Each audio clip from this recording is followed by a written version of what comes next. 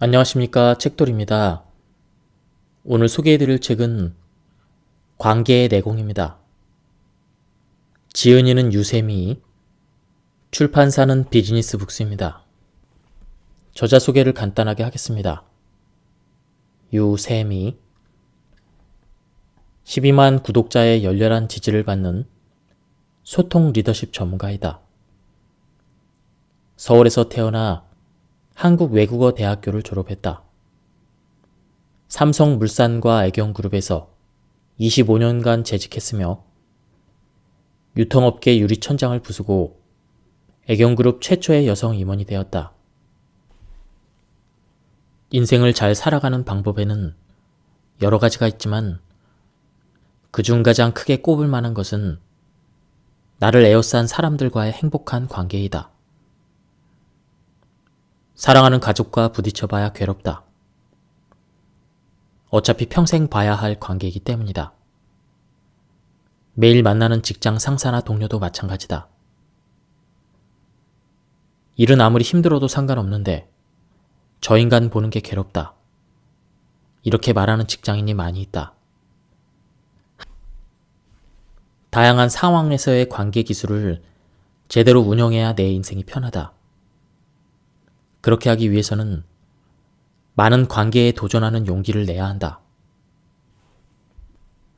누군가에게 인정받고, 인정하고, 배려하고, 칭찬하는 적극적인 노력과 시도, 고집 부려서 이기거나 그냥 한 번쯤 져주는 경험, 갈등이 있으면 회피하지 않고 정면으로 해결하는 지혜, 사람의 마음을 움직이는 대화법도 애써 배워야 한다. MZ세대와 소통하고 싶다면서 그들과 대화하는 방법에 관심이 없다면 소통하지 않겠다는 뜻이다. 소통이 곧 관계를 만들기 때문이다. 호감 가는 사람의 태도 중 백미라고 할 만한 것은 긍정성이다. 흔히 긍정의 힘을 말하는데 긍정성을 갖춘 사람은 주변에 좋은 에너지를 계속 흩뿌린다. 전파력도 강해서 긍정적인 사람이 곁에 있으면 기분이 좋아지고 뭔가 잘 될 것 같은 느낌이 덩달아 들기도 한다. 한마디로 긍정성은 그 사람을 좋아하게 되는 가장 직접적인 이유가 된다. 긍정성의 경우 천성적인 면도 없지 않지만 대부분은 후천적으로 노력해서 얻은 결과이다. 긍정적인 사람에게서 볼 수 있는 특징은 일단 실패에 의연하다는 것이다. 과거를 후회하느라 에너지를 낭비하지 않고 실패도 성공으로 가는 관문의 하나로 여긴다. 또한 긍정적인 사람은 예기치 않은 상황이 터질 경우 책임 소재를 먼저 따지지 않는다. 대신 해결 방법을 찾으며 동시에 몸이 움직인다. 이런 사람이라면 어떻게 호감이 가지 않을 수 있는가? 해결 방법을 먼저 찾는 사람은 남을 탓하지 않는다. 그리고 스스로도 탓하지 않는다. 그래서 그들은 의외로라는 말을 자주 쓴다. 어렵고 난감한 일이 떡하니 앞에 닥쳤을 때 나는 의외로 맷집이 좋아. 이렇게 스스로에게 말한다. 식당 종업원이 실수로 물을 엎어서 쩔쩔매더라도 괜찮아요. 제가 의외로 잘 놀라지 않아요. 이렇게 농담할 줄도 한다. 긍정성은 위트가 더해질 때 더욱 큰 매력을 발산한다. 누군가에게 호감을 주는 일은 억지로 되지 않는다. 호감을 주고 싶다는 생각만으로 저절로 되는 것도 아니다. 가장 기본적으로 자기 자신에게 호감을 느껴야 남도 나에게 호감을 갖게 된다. 자기 자신을 좋아해야 남에게도 관대해질 수 있기 때문이다. 남의 실수에 대해서는 쉽게 잊을 만큼 관대하고 차별 없이 모두를 존중하는 마음, 그 모든 마음이 진심이어야 한다. 그런 마음 습관이 쌓이면 자연스럽게 자기 자신에게 긍정성이 더딥혀진다. 이런 사람에게 어떻게 호감을 느끼지 않겠는가? 자기 자신에게 호감을 느끼면 모든 관계가 좋아지는 이유이다. 상대에게 존중이 있으면 상대를 귀하게 여기고 우선시하는 마음이 저절로 드러난다. 이런 마음이 가장 먼저 드러나는 것이 바로 말이다. 사람은 자신의 자존감을 올려주는 사람에게 호감을 느낀다. 상대의 자존감을 올려주는 말은 사람 부자들의 기본적인 습관이다. 고맙다는 말을 수시로 하고 상대가 대단하다고 진심으로 감탄한다. 사실 누구에게나 장점이 있고 대단한 면이 있다. 그걸 찾아서 말로 표현하는 것이다. 사람들은 그럴 때 마음이 열리고 상대에게 호감을 느낀다. 나보다 상대를 우선시하는 사람은 말을 할 때 주어의 자신보다 상대방이 더 많이 들어간다. 상대의 이야기 위주로 대화가 흐르기 때문이다. 상대가 주인공이 되는 문장이 내가 주인공이 되는 문장보다 2배는 많아야 한다. 이것이 상대방을 우선시한다는 증거라고 볼 수 있다. 누군가와 대화를 나눈 뒤에는 돌이켜 생각해보자. 주로 그 사람이 주인공이었는지 아니면 내 이야기를 위주로 했는지 되짚어보면 내가 상대를 우선시하는 태도를 보였는지 명백히 알 수가 있다. 진심을 바탕으로 관심을 보여줘야 비로소 상대방의 마음을 얻을 수가 있다. 그런 진심 어린 태도란 어떤 것일까? 기본적으로 상대의 이름을 기억하고 눈을 맞추고 상대의 이야기를 마음 다해 듣는다. 또한 그 사람의 관심사에 맞춰 대화의 주제를 이어나간다.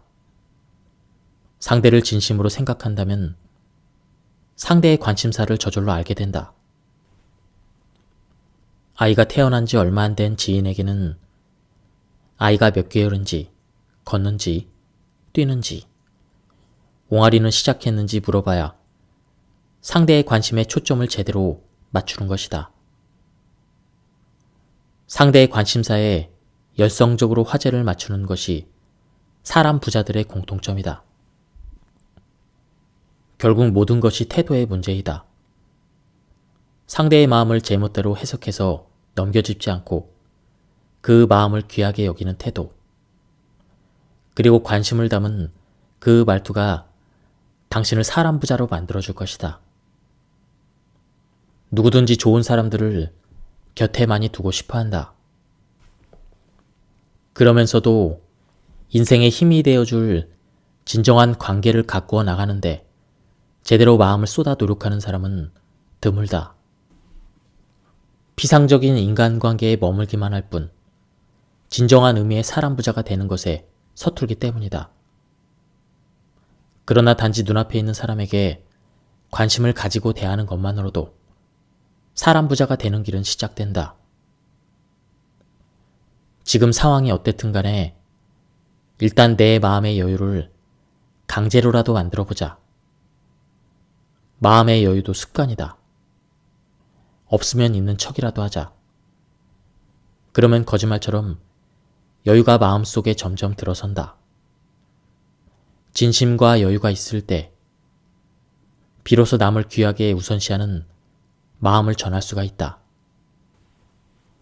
기본적으로 모든 사람은 나보다 낫다는 말에 나는 지금도 무릎을 탁 치며 공감한다. 이것은 누구를 만나든 그 사람에게 좋은 점이 반드시 있고 의식적으로 그런 점을 찾는다는 의미이다.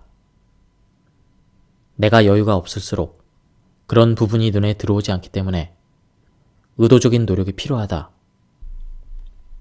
내가 바쁘고 우쭐할 때는 사람들을 평가하고 비록 마음속이지만 비난하기도 했다. 돌아보면 그럴 때 관계에 문제가 생겼다. 모든 갈등은 상대에 대한 호평에서 싹트는 것이다. 누구라도 자세히 보면 나보다 나은 점이 분명히 있다. 이런 관점을 바꾸면 일면식 없던 사람이라도 감탄스러울 만큼 대단한 점이 보인다. 매일 부대끼는 사람들의 대단한 점을 찾는 건 더욱 쉽다. 상대의 좋은 점을 찾아 그 부분을 쿨하게 칭찬해 주는 것. 아부와는 다른 이런 습관은 사람을 존중하는 태도를 만든다. 어떤 사람도 무시하거나 함부로 하지 않는 품위를 갖추면 인간 관계도 매끄러워진다. 나에게 독이 되는 사람은 어떤 사람일까? 일단 함께 이야기를 나누면 나의 자존감이 떨어지거나 의욕이 사라지게 만드는 마술을 부리는 사람이다. 새로 공부를 시작해 보려는 나에게 아서라, 그거 아무나 하냐? 이렇게 말하는 사람이라면 30년 직이라도 정리하는 편이 낫다.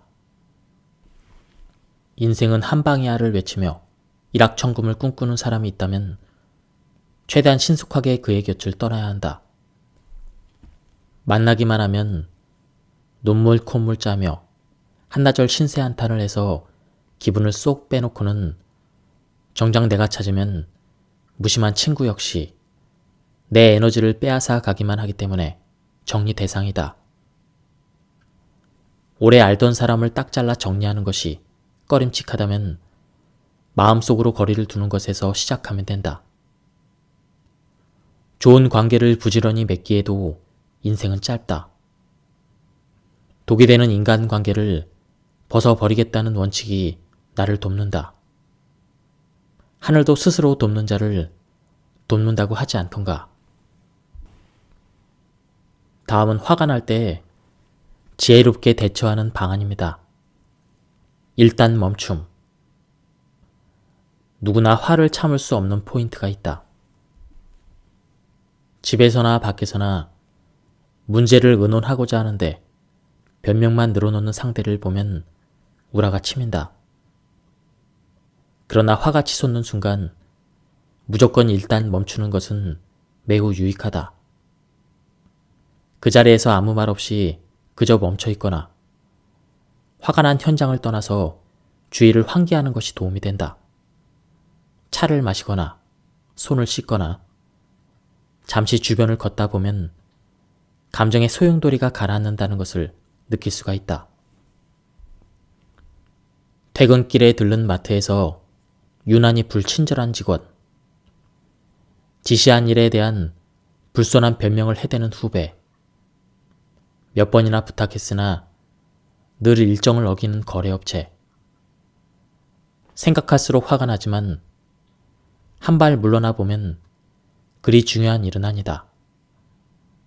누구나 알고 보면 저마다의 사정을 한 보따리씩 품고 있다. 다만 남의 일이니 무심하게 넘기거나 외면할 뿐이다. 이게 죽고 살 일은 아니잖아. 매사에 이렇게 생각하면 심각한 일은 거의 없다. 대부분 사소하고 작은 일이며 해결 가능하다. 빗대세어 길길이 뛰어봐야 나만 우스워진다. 세상 일 중에 절대라는 범위는 매우 작다. 거의 없다고 봐도 된다. 대부분은 사소하고 자잘한 일들이다. 그렇게 생각하면 화가 덜 난다. 생각하기 나름이다. 세상에는 그럴 수도 있는 일이 널려 있을 뿐이다. 화가 날 때 지켜야 할 말하기 원칙, 공공장소, 일터, 가정 등 어디에서라도 불쾌한 상황에 맞닥뜨릴 수가 있다. 똑같이 화가 나는 상황이라도 어떤 사람은 성숙하게 대응하는가 하면 어떤 사람은 후회할 대응을 한다. 화가 날 때 인간관계를 해치지 않고 말하는 원칙 2가지를 미리 기억해 두자. 첫 번째 원칙은 가감없이 사실만 말하기이다. 편의점에서 직원에게 물건을 찾아달라고 요청했는데 마냥 휴대전화만 들여다보며 거기 있어요 라고 퉁명스럽게 대답한다면 화가 나더라도 사실만 이야기하는 것이 중요하다. 왜 그렇게 불친절하냐고 컴플레인 하는 게 아니라 내가 요청을 했고 마침 손님이 없고 바쁘지도 않은데 왜 대응을 하지 않느냐고 말하는 것이다. 눈에 보이는 사실 그대로만 이야기하자고 마음먹으면 화가 감정적으로 증폭되지 않는다. 회사에서도 마찬가지다. 직원에게 임무를 지시했는데 영 못마땅한 듯 입을 잔뜩 내밀고 있다. 화가 치밀어 한마디 던진다고 하자. 뭐뭐씨 표정이 왜 그래? 무슨 불만 있어? 제가요? 아닌데요? 이런 대화가 오가면 말을 꺼낸 사람이 괜히 시비를 걸었다고 오해받기 쉽다. 이럴 때일수록 감정은 덜어내야 한다. 표정이 좋지 않은데 업무 지시에 이견이 있으면 말해봐. 이렇게 팩트만 이야기하는 것이 좋다. 두 번째 원칙은 다른 사람의 생각과 당위성을 언급하는 대신 자신의 생각만을 이야기하는 것이다. 이것 또한 냉정을 유지하는 데 도움이 된다. 예를 들어 부부간에 불화가 있다고 하자. 남편은 아내가 시집 식구들에게 무심하다고 생각한다. 이때 자신의 생각만으로 한정해서 말하는 것이 중요하다. 나는 당신이 어머니께 안부 전화를 전혀 하지 않는 부분이 마음에 걸린다. 적어도 일주일에 한 번은 전화를 드렸으면 좋겠다. 부탁한다. 이렇게 담백하게 내 생각을 말하는 것이다. 그렇지 않고 며느리가 되어가지고 안부 전화는 기본 아니야? 이런 식으로 당위성을 주장하거나 어머니가 얼마나 괘씸하게 생각하시겠어. 이런 식으로 다른 사람의 생각을 언급할 필요는 없다. 이런 말은 상대가 마음을 닫고 감정을 부정적으로 증폭하게 만들 뿐이다. 이처럼 화가 나도 지켜야 할 말하기 원칙을 놓치지 않으면 내 감정도 상대방의 감정도 충분히 방어할 수 있다. 말이 통하지 않으면 인생이 막힌다. 말로 복을 찬다는 옛말이 괜히 있는 게 아니다. 반대로 생각하면 말만 변해도 인생이 달라질 수 있다. 우리는 생각하는 대로 말하기도 하지만 말하는 대로 생각하기도 한다.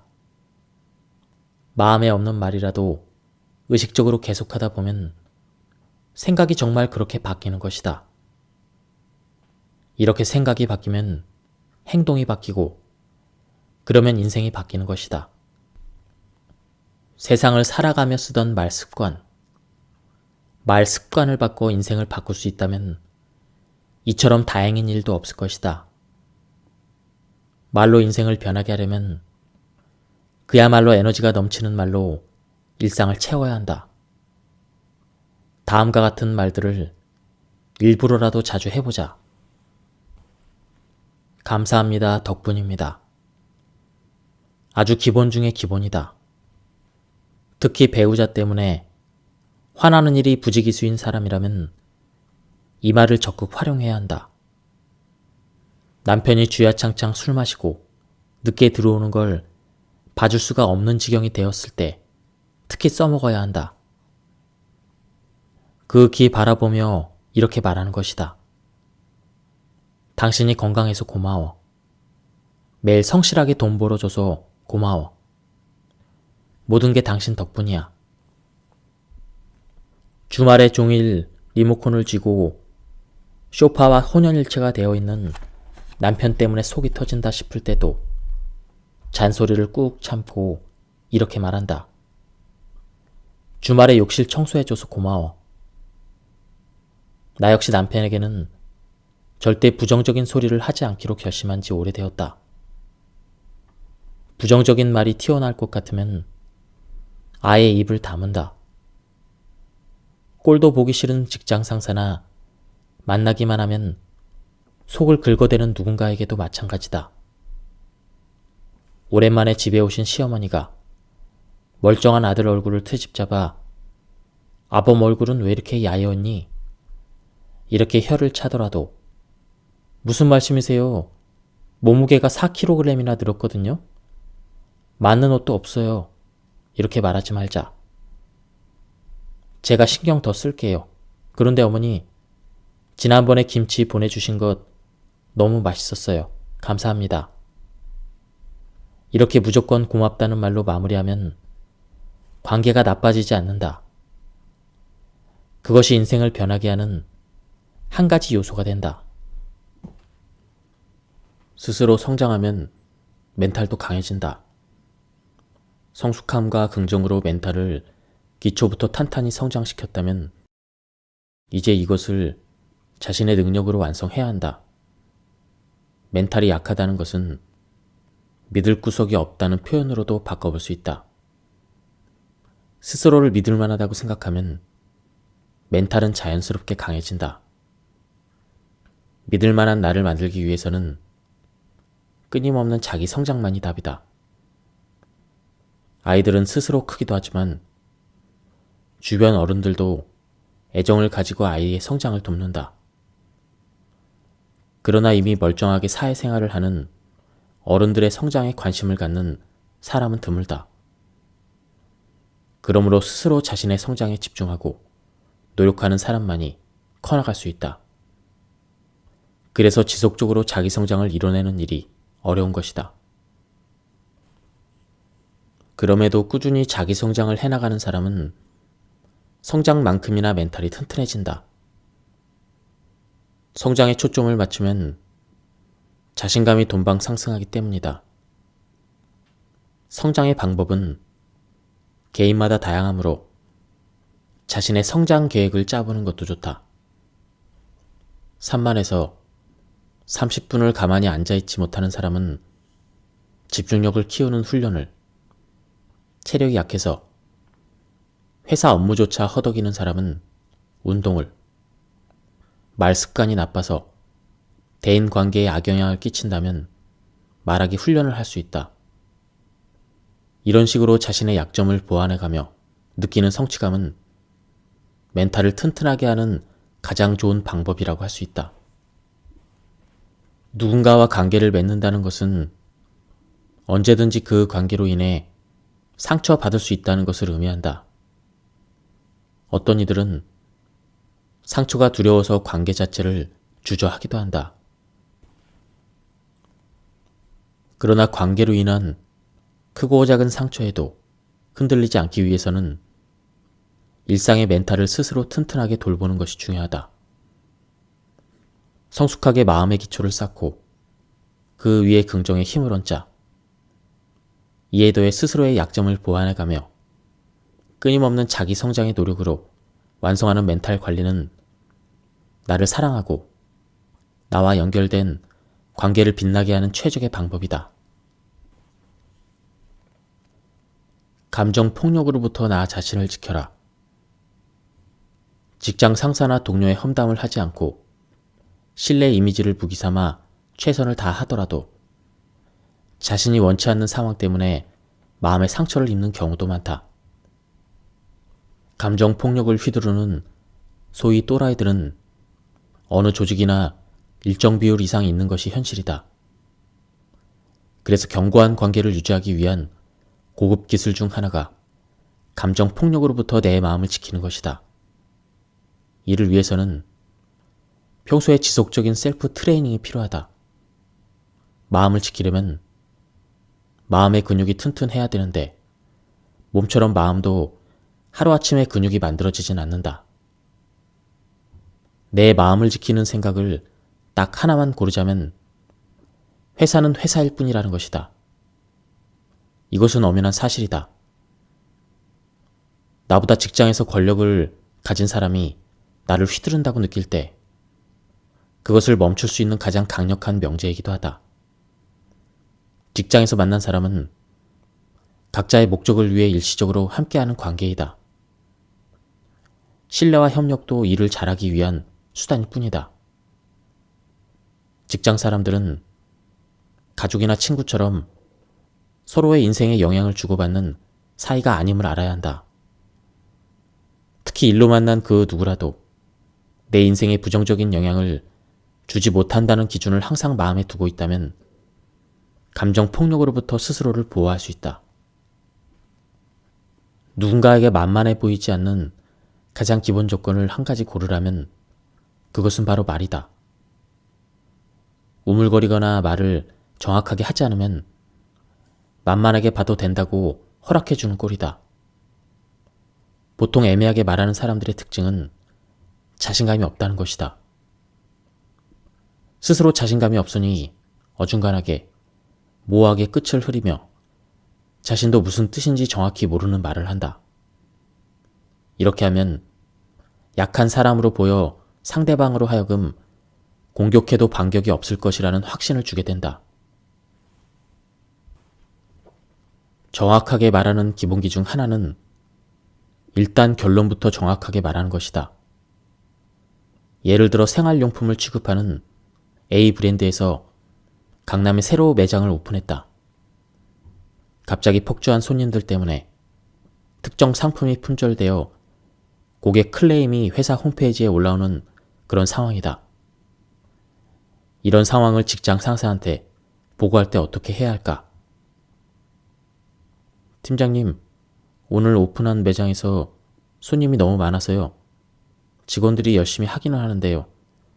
물량은 조금 가져왔다는데 의외로 다른 상품을 찾는 손님이 많아가지고 이렇게 횡설수설하면 만만하게 보이는 빌미를 제공할 뿐이다. 팀장님, 오늘 오픈한 강남점의 고객 컴플레인 건으로 보고드리겠습니다. 이렇게 시작해야 한다. 일단 무슨 말을 할지 상대에게 정확하게 말머리에 똑부러지게 인지시키는 것이다.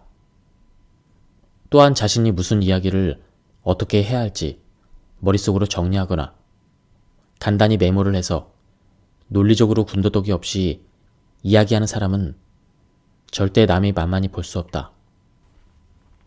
인생이라는 무대에는 리허설도 없고 미리 짜놓은 대본도 없다. 그저 막이 열리고 조명에 비치면 어떤 일이 새롭게 시작될지 모르는 채 모두 무대에 선다. 그 중에는 악역도 있고 비극의 주인공도 있다.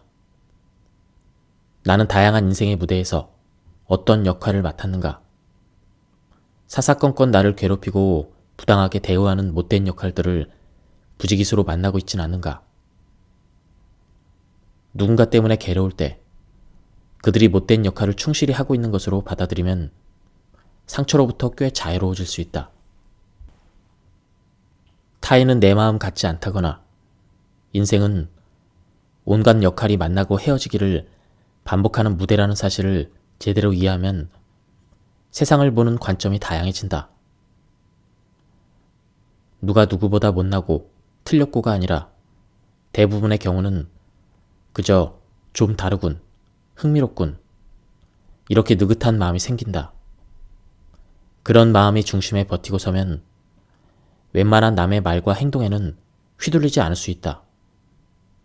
관점이 다양할 때 예전 같으면 상처를 입을 만한 일에도 한 발 물러날 수가 있다. 유정은 남편과 함께 편의점을 오픈했다.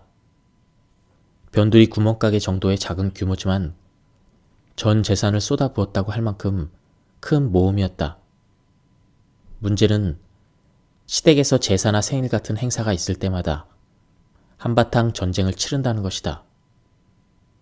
아르바이트를 고용하는 것조차 부담스러운 규모라서 자리를 비울 수 없는 유정은 집안 행사 때마다 상처를 입는다.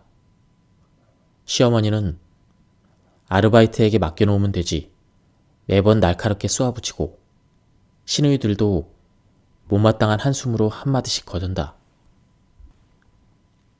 이런 경우 앞서 설명한 원칙들을 순서대로 자신의 마음에 적용해보면 상처로부터 상당히 자유로워질 수가 있다. 시어머니의 마음이 내 마음과 똑같지 않다는 것은 당연하다고 여겨야 한다.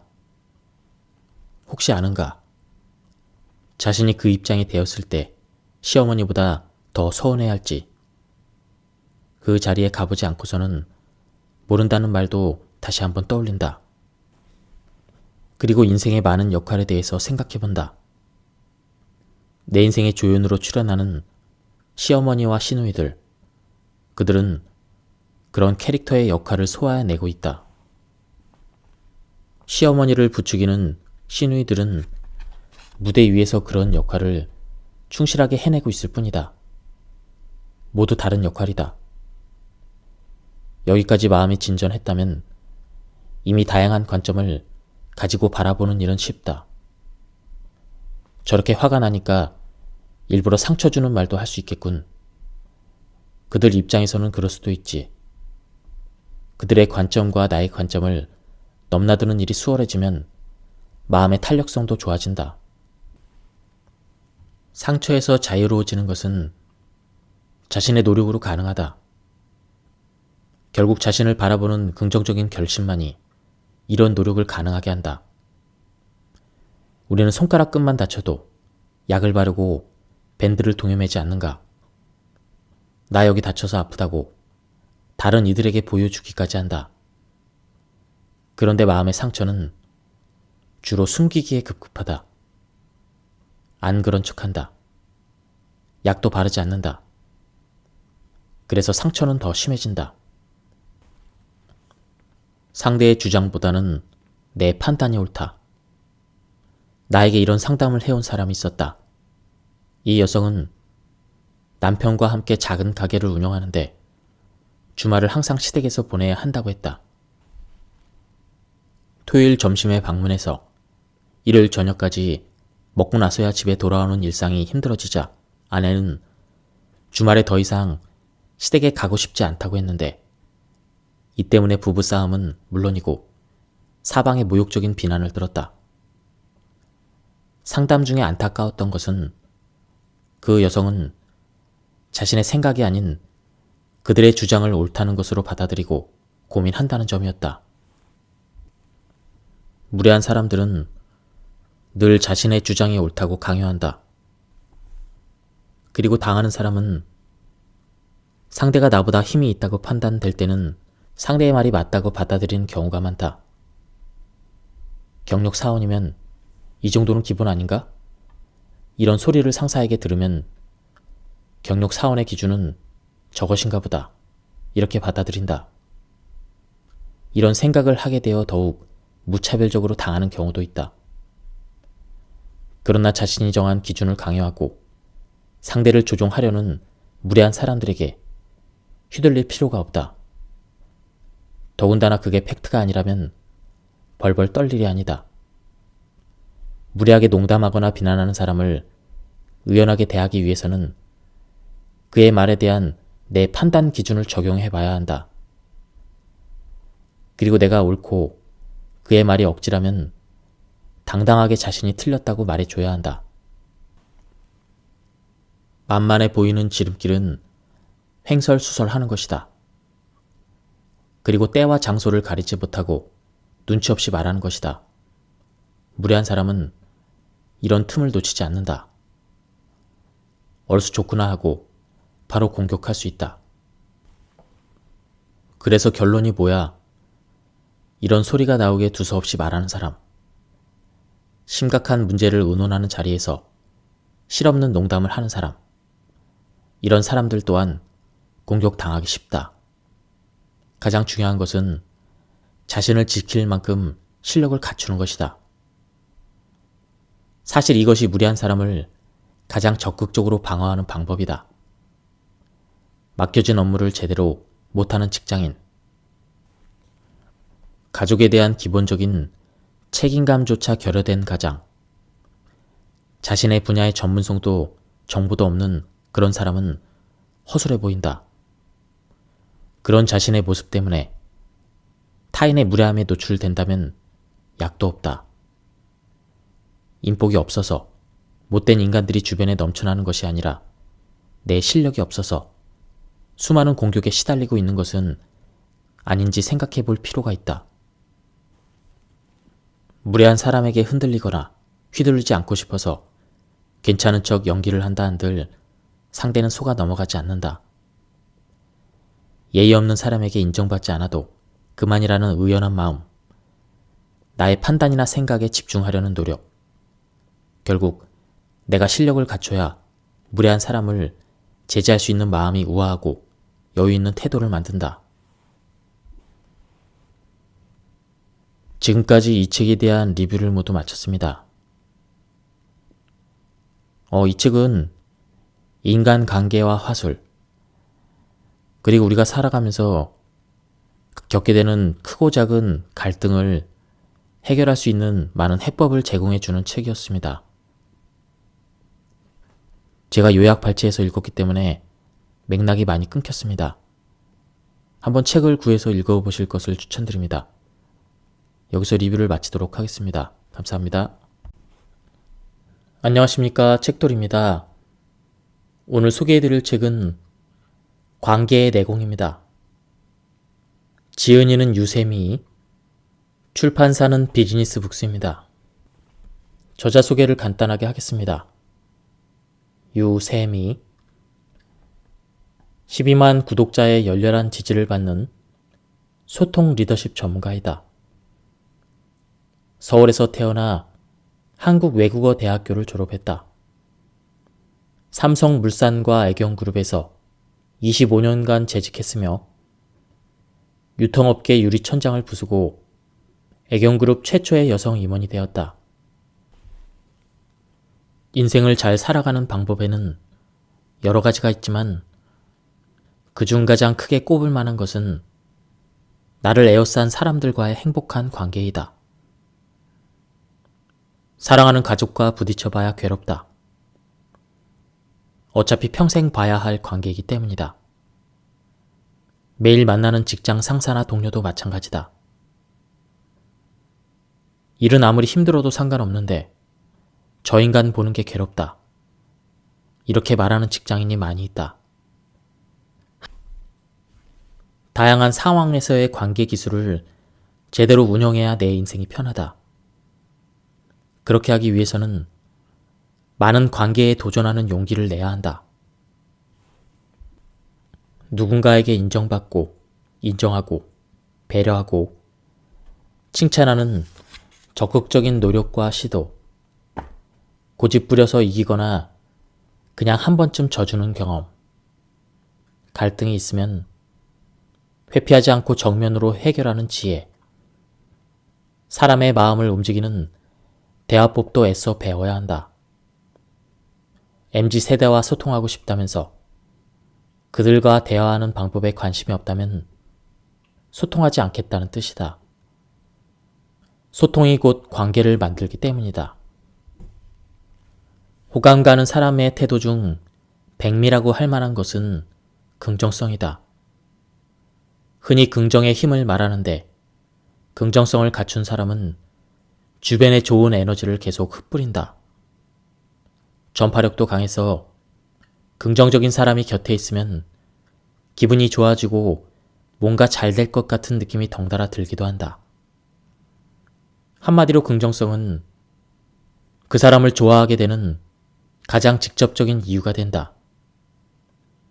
긍정성의 경우 천성적인 면도 없지 않지만 대부분은 후천적으로 노력해서 얻은 결과이다. 긍정적인 사람에게서 볼 수 있는 특징은 일단 실패에 의연하다는 것이다. 과거를 후회하느라 에너지를 낭비하지 않고 실패도 성공으로 가는 관문의 하나로 여긴다. 또한 긍정적인 사람은 예기치 않은 상황이 터질 경우 책임 소재를 먼저 따지지 않는다. 대신 해결 방법을 찾으며 동시에 몸이 움직인다. 이런 사람이라면 어떻게 호감이 가지 않을 수 있는가? 해결 방법을 먼저 찾는 사람은 남을 탓하지 않는다. 그리고 스스로도 탓하지 않는다. 그래서 그들은 의외로라는 말을 자주 쓴다. 어렵고 난감한 일이 떡하니 앞에 닥쳤을 때 나는 의외로 맷집이 좋아. 이렇게 스스로에게 말한다. 식당 종업원이 실수로 물을 엎어서 쩔쩔매더라도 괜찮아요. 제가 의외로 잘 놀라지 않아요. 이렇게 농담할 줄도 한다. 긍정성은 위트가 더해질 때 더욱 큰 매력을 발산한다. 누군가에게 호감을 주는 일은 억지로 되지 않는다. 호감을 주고 싶다는 생각만으로 저절로 되는 것도 아니다. 가장 기본적으로 자기 자신에게 호감을 느껴야 남도 나에게 호감을 갖게 된다. 자기 자신을 좋아해야 남에게도 관대해질 수 있기 때문이다. 남의 실수에 대해서는 쉽게 잊을 만큼 관대하고 차별 없이 모두를 존중하는 마음, 그 모든 마음이 진심이어야 한다. 그런 마음 습관이 쌓이면 자연스럽게 자기 자신에게 긍정성이 더딥혀진다. 이런 사람에게 어떻게 호감을 느끼지 않겠는가? 자기 자신에게 호감을 느끼면 모든 관계가 좋아지는 이유이다. 상대에게 존중이 있으면 상대를 귀하게 여기고 우선시하는 마음이 저절로 드러난다. 이런 마음이 가장 먼저 드러나는 것이 바로 말이다. 사람은 자신의 자존감을 올려주는 사람에게 호감을 느낀다. 상대의 자존감을 올려주는 말은 사람 부자들의 기본적인 습관이다. 고맙다는 말을 수시로 하고 상대가 대단하다고 진심으로 감탄한다. 사실 누구에게나 장점이 있고 대단한 면이 있다. 그걸 찾아서 말로 표현하는 것이다. 사람들은 그럴 때 마음이 열리고 상대에게 호감을 느낀다.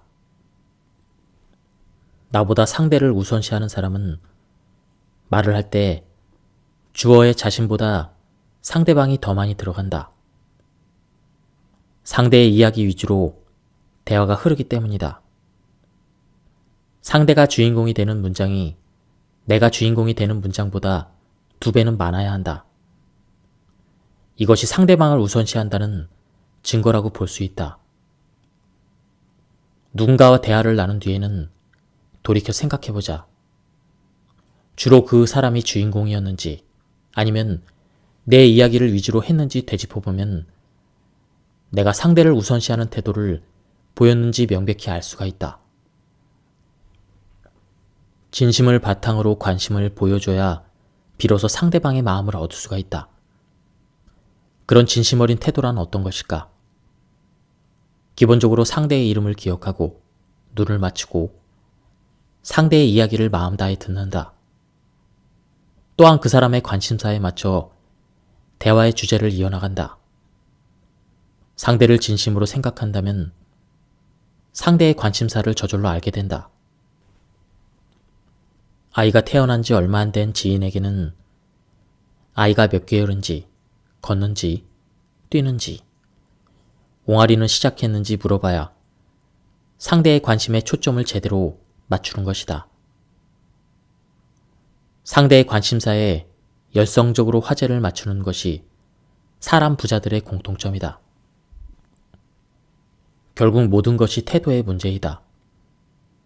상대의 마음을 제멋대로 해석해서 넘겨짚지 않고 그 마음을 귀하게 여기는 태도, 그리고 관심을 담은 그 말투가 당신을 사람 부자로 만들어줄 것이다.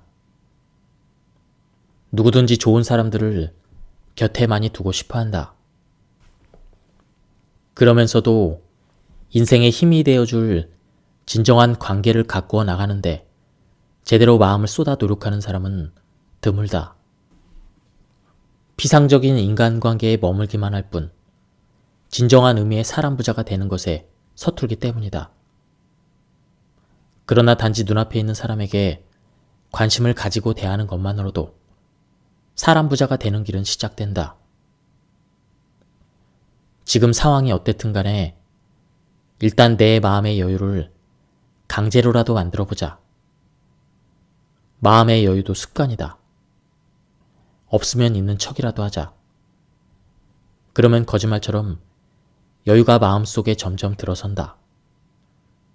진심과 여유가 있을 때 비로소 남을 귀하게 우선시하는 마음을 전할 수가 있다. 기본적으로 모든 사람은 나보다 낫다는 말에 나는 지금도 무릎을 탁 치며 공감한다. 이것은 누구를 만나든 그 사람에게 좋은 점이 반드시 있고 의식적으로 그런 점을 찾는다는 의미이다. 내가 여유가 없을수록 그런 부분이 눈에 들어오지 않기 때문에 의도적인 노력이 필요하다. 내가 바쁘고 우쭐할 때는 사람들을 평가하고 비록 마음속이지만 비난하기도 했다. 돌아보면 그럴 때 관계에 문제가 생겼다. 모든 갈등은 상대에 대한 호평에서 싹트는 것이다. 누구라도 자세히 보면 나보다 나은 점이 분명히 있다. 이런 관점을 바꾸면 일면식 없던 사람이라도 감탄스러울 만큼 대단한 점이 보인다. 매일 부대끼는 사람들의 대단한 점을 찾는 건 더욱 쉽다. 상대의 좋은 점을 찾아 그 부분을 쿨하게 칭찬해 주는 것. 아부와는 다른 이런 습관은 사람을 존중하는 태도를 만든다. 어떤 사람도 무시하거나 함부로 하지 않는 품위를 갖추면 인간 관계도 매끄러워진다. 나에게 독이 되는 사람은 어떤 사람일까? 일단 함께 이야기를 나누면 나의 자존감이 떨어지거나 의욕이 사라지게 만드는 마술을 부리는 사람이다. 새로 공부를 시작해 보려는 나에게 아서라, 그거 아무나 하냐? 이렇게 말하는 사람이라면 30년 지기라도 정리하는 편이 낫다. 인생은 한 방이야를 외치며 일확천금을 꿈꾸는 사람이 있다면 최대한 신속하게 그의 곁을 떠나야 한다. 만나기만 하면 눈물 콧물 짜며 한나절 신세 한탄을 해서 기분을 쏙 빼놓고는 정작 내가 찾으면 무심한 친구 역시 내 에너지를 빼앗아 가기만 하기 때문에 정리 대상이다. 오래 알던 사람을 딱 잘라 정리하는 것이 꺼림칙하다면 마음속으로 거리를 두는 것에서 시작하면 된다. 좋은 관계를 부지런히 맺기에도 인생은 짧다. 독이 되는 인간관계를 벗어버리겠다는 원칙이 나를 돕는다. 하늘도 스스로 돕는 자를 돕는다고 하지 않던가. 다음은 화가 날 때 지혜롭게 대처하는 방안입니다. 일단 멈춤. 누구나 화를 참을 수 없는 포인트가 있다.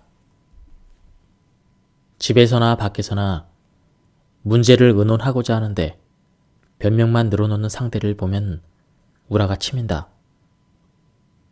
그러나 화가 치솟는 순간 무조건 일단 멈추는 것은 매우 유익하다.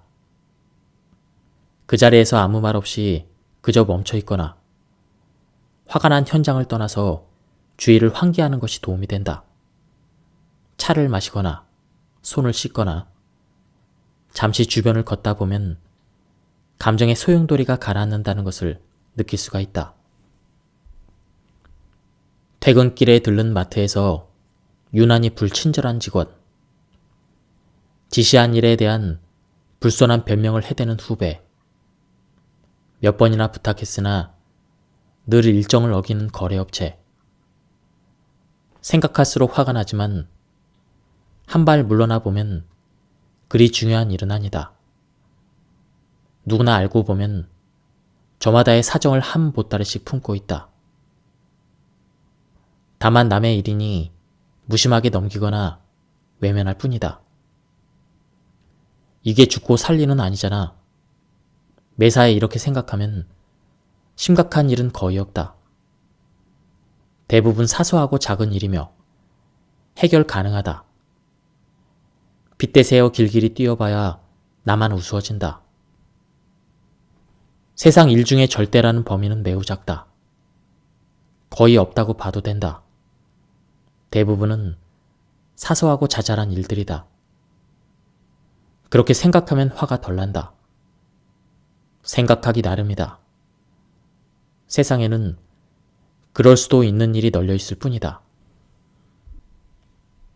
화가 날 때 지켜야 할 말하기 원칙, 공공장소, 일터, 가정 등 어디에서라도 불쾌한 상황에 맞닥뜨릴 수가 있다. 똑같이 화가 나는 상황이라도 어떤 사람은 성숙하게 대응하는가 하면 어떤 사람은 후회할 대응을 한다. 화가 날 때 인간관계를 해치지 않고 말하는 원칙 2가지를 미리 기억해 두자. 첫 번째 원칙은 가감없이 사실만 말하기이다. 편의점에서 직원에게 물건을 찾아달라고 요청했는데 마냥 휴대전화만 들여다보며 거기 있어요 라고 퉁명스럽게 대답한다면 화가 나더라도 사실만 이야기하는 것이 중요하다. 왜 그렇게 불친절하냐고 컴플레인 하는 게 아니라 내가 요청을 했고 마침 손님이 없고 바쁘지도 않은데 왜 대응을 하지 않느냐고 말하는 것이다. 눈에 보이는 사실 그대로만 이야기하자고 마음먹으면 화가 감정적으로 증폭되지 않는다. 회사에서도 마찬가지다. 직원에게 임무를 지시했는데 영 못마땅한 듯 입을 잔뜩 내밀고 있다. 화가 치밀어 한마디 던진다고 하자. 뭐뭐씨 표정이 왜 그래? 무슨 불만 있어? 제가요? 아닌데요? 이런 대화가 오가면 말을 꺼낸 사람이 괜히 시비를 걸었다고 오해받기 쉽다. 이럴 때일수록 감정은 덜어내야 한다. 표정이 좋지 않은데 업무 지시에 이견이 있으면 말해봐. 이렇게 팩트만 이야기하는 것이 좋다. 2번째 원칙은 다른 사람의 생각과 당위성을 언급하는 대신 자신의 생각만을 이야기하는 것이다. 이것 또한 냉정을 유지하는 데 도움이 된다. 예를 들어 부부간에 불화가 있다고 하자. 남편은 아내가 시집 식구들에게 무심하다고 생각한다. 이때 자신의 생각만으로 한정해서 말하는 것이 중요하다. 나는 당신이 어머니께 안부 전화를 전혀 하지 않는 부분이 마음에 걸린다. 적어도 일주일에 한 번은 전화를 드렸으면 좋겠다. 부탁한다. 이렇게 담백하게 내 생각을 말하는 것이다. 그렇지 않고 며느리가 되어가지고 안부 전화는 기본 아니야?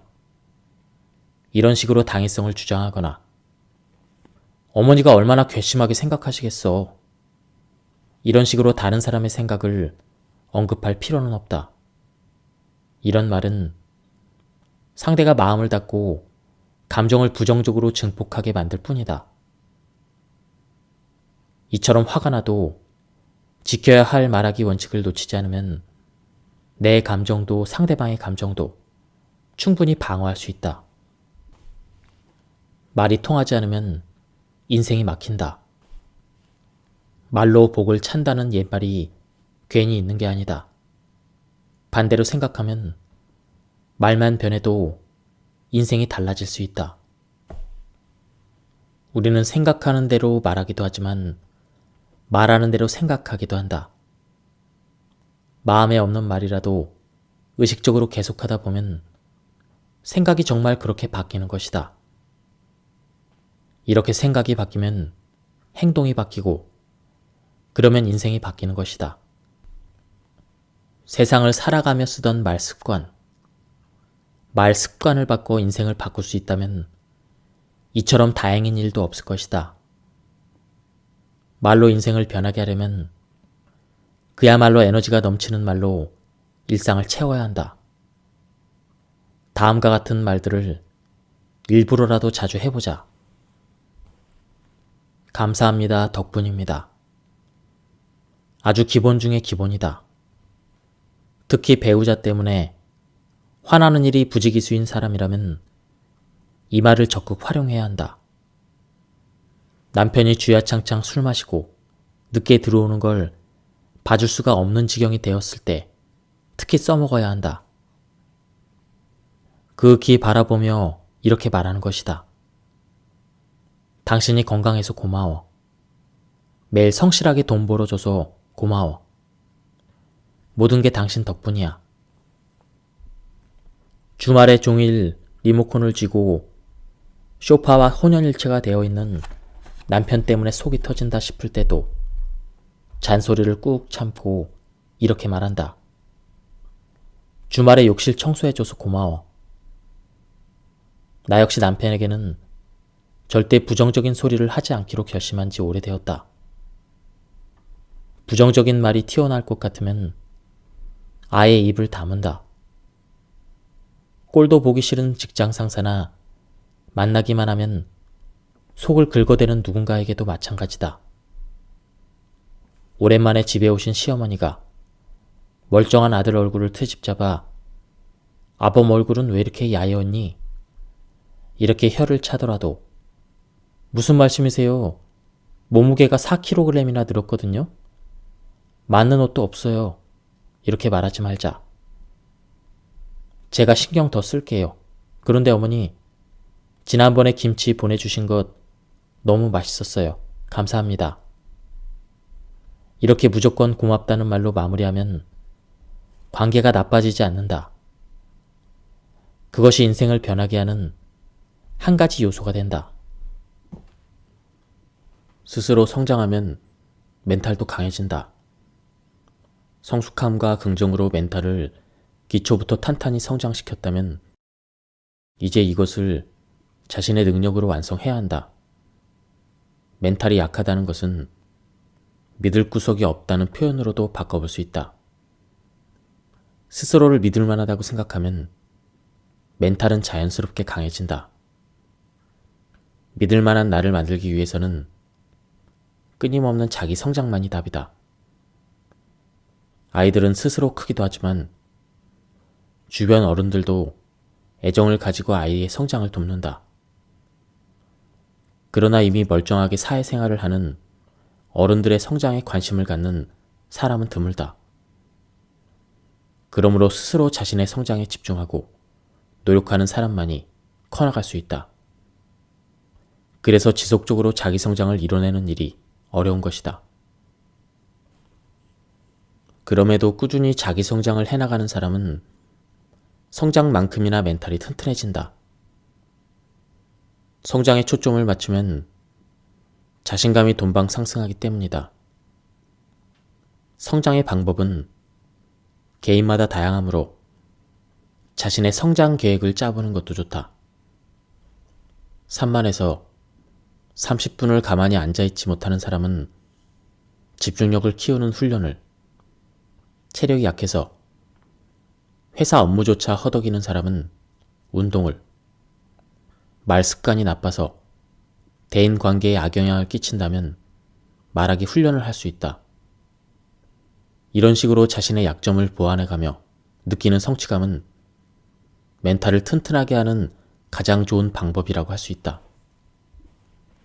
누군가와 관계를 맺는다는 것은 언제든지 그 관계로 인해 상처받을 수 있다는 것을 의미한다. 어떤 이들은 상처가 두려워서 관계 자체를 주저하기도 한다.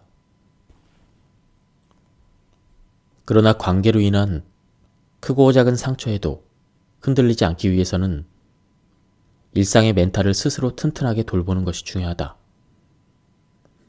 성숙하게 마음의 기초를 쌓고 그 위에 긍정의 힘을 얹자. 이에 더해 스스로의 약점을 보완해가며 끊임없는 자기 성장의 노력으로 완성하는 멘탈 관리는 나를 사랑하고 나와 연결된 관계를 빛나게 하는 최적의 방법이다. 감정 폭력으로부터 나 자신을 지켜라. 직장 상사나 동료의 험담을 하지 않고 신뢰 이미지를 무기 삼아 최선을 다하더라도 자신이 원치 않는 상황 때문에 마음의 상처를 입는 경우도 많다. 감정 폭력을 휘두르는 소위 또라이들은 어느 조직이나 일정 비율 이상 있는 것이 현실이다. 그래서 견고한 관계를 유지하기 위한 고급 기술 중 하나가 감정 폭력으로부터 내 마음을 지키는 것이다. 이를 위해서는 평소에 지속적인 셀프 트레이닝이 필요하다. 마음을 지키려면 마음의 근육이 튼튼해야 되는데 몸처럼 마음도 하루아침에 근육이 만들어지진 않는다. 내 마음을 지키는 생각을 딱 하나만 고르자면 회사는 회사일 뿐이라는 것이다. 이것은 엄연한 사실이다. 나보다 직장에서 권력을 가진 사람이 나를 휘두른다고 느낄 때 그것을 멈출 수 있는 가장 강력한 명제이기도 하다.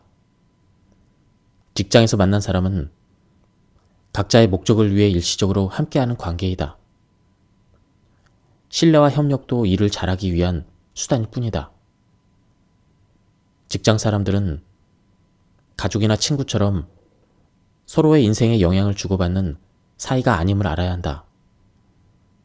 특히 일로 만난 그 누구라도 내 인생에 부정적인 영향을 주지 못한다는 기준을 항상 마음에 두고 있다면 감정 폭력으로부터 스스로를 보호할 수 있다. 누군가에게 만만해 보이지 않는 가장 기본 조건을 한 가지 고르라면 그것은 바로 말이다. 우물거리거나 말을 정확하게 하지 않으면 만만하게 봐도 된다고 허락해주는 꼴이다. 보통 애매하게 말하는 사람들의 특징은 자신감이 없다는 것이다. 스스로 자신감이 없으니 어중간하게 모호하게 끝을 흐리며 자신도 무슨 뜻인지 정확히 모르는 말을 한다. 이렇게 하면 약한 사람으로 보여 상대방으로 하여금 공격해도 반격이 없을 것이라는 확신을 주게 된다. 정확하게 말하는 기본기 중 하나는 일단 결론부터 정확하게 말하는 것이다. 예를 들어 생활용품을 취급하는 A 브랜드에서 강남에 새로 매장을 오픈했다. 갑자기 폭주한 손님들 때문에 특정 상품이 품절되어 고객 클레임이 회사 홈페이지에 올라오는 그런 상황이다. 이런 상황을 직장 상사한테 보고할 때 어떻게 해야 할까? 팀장님, 오늘 오픈한 매장에서 손님이 너무 많아서요. 직원들이 열심히 하기는 하는데요.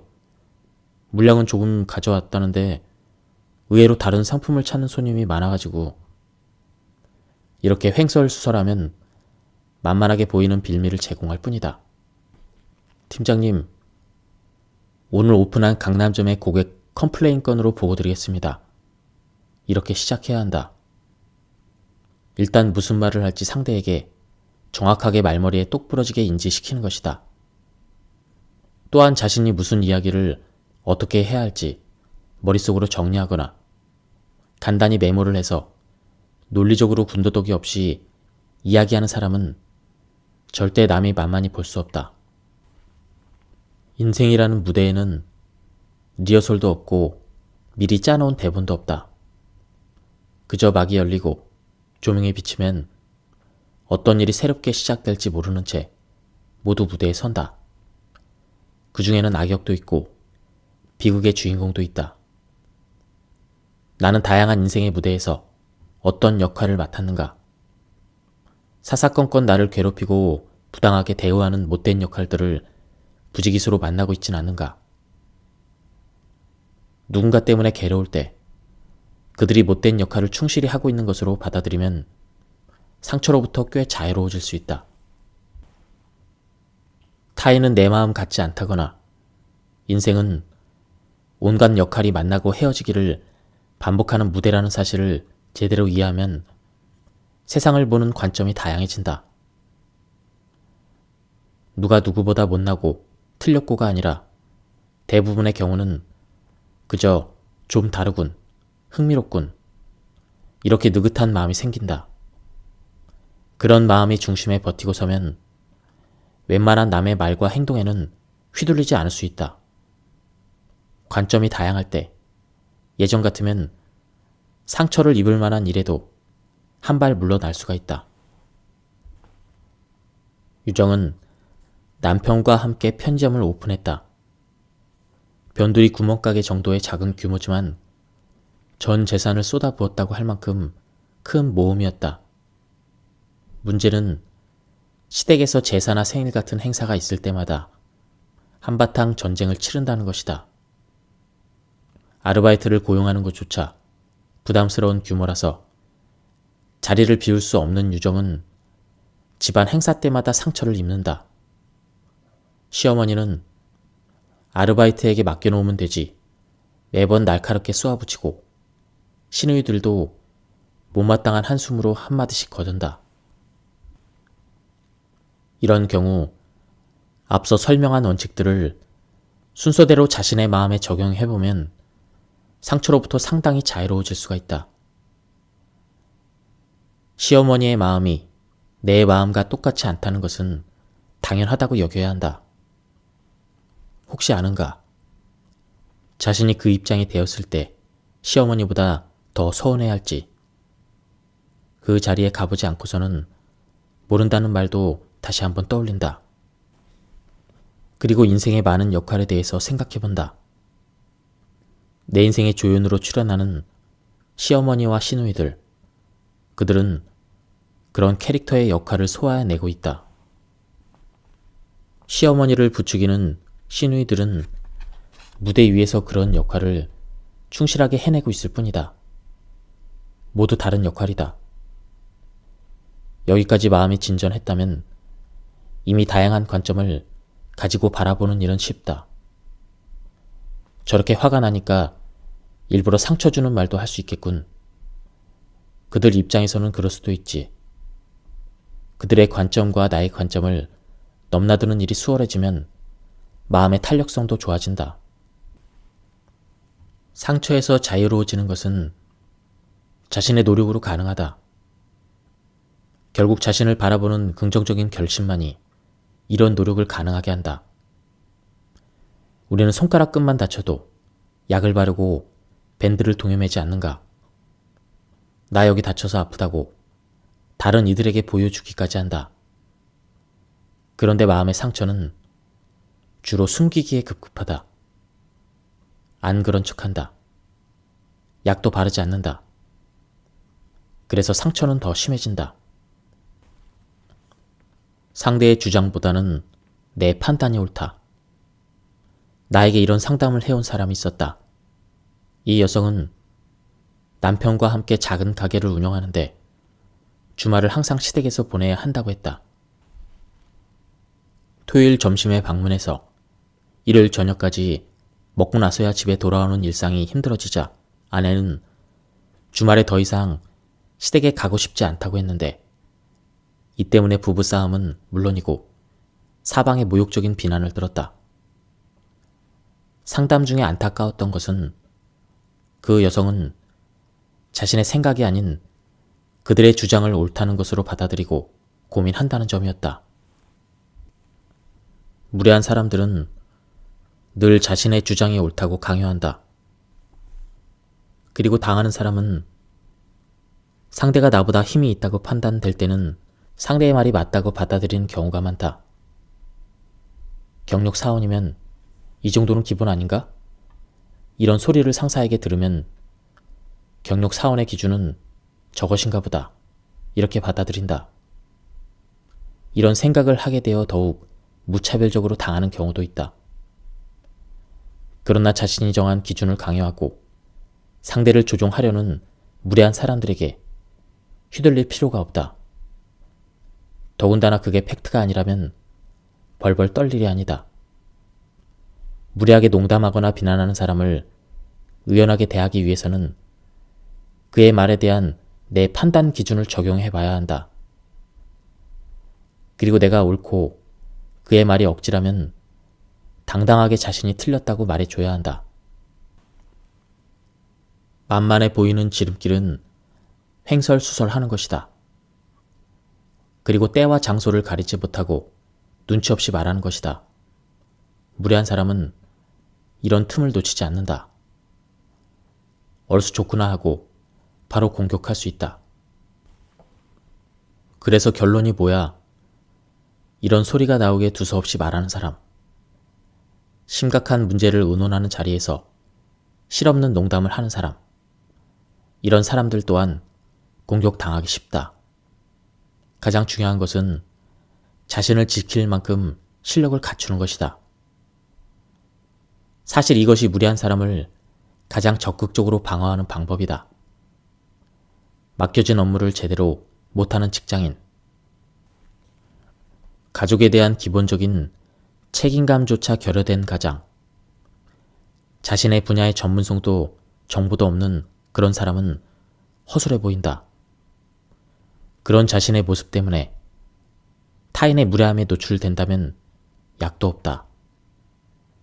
인복이 없어서 못된 인간들이 주변에 넘쳐나는 것이 아니라 내 실력이 없어서 수많은 공격에 시달리고 있는 것은 아닌지 생각해 볼 필요가 있다.